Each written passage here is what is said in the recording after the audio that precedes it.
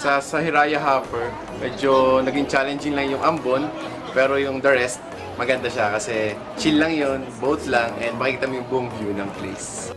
Sa Lago Lancer, nung nakita ko pa lang yung rides na yun, super kinabahan talaga ako kasi hindi talaga ako nag-rides. Pero nung nandun ako sa part na yon, nag-enjoy naman ako at new achievement. Super saya na.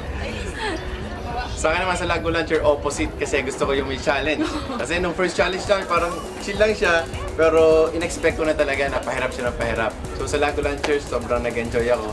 Pero syempre, maano pa din yun, challenging pa din yun kasi parang pupunin yung kaluluwa mo. Oo, parang pag ano, hinagis eh. parang masaya siya.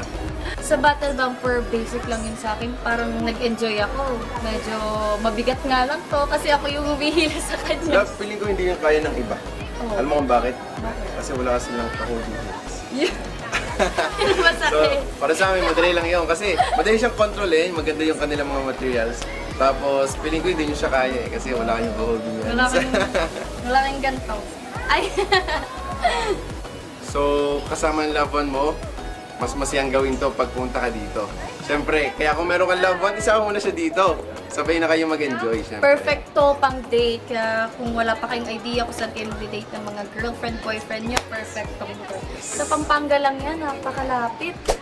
Marami po kaming exclusive content para sa inyo. Just visit gmnetwork.com/entertainment at i-follow kami sa aming official Facebook, Instagram, X, TikTok at YouTube accounts.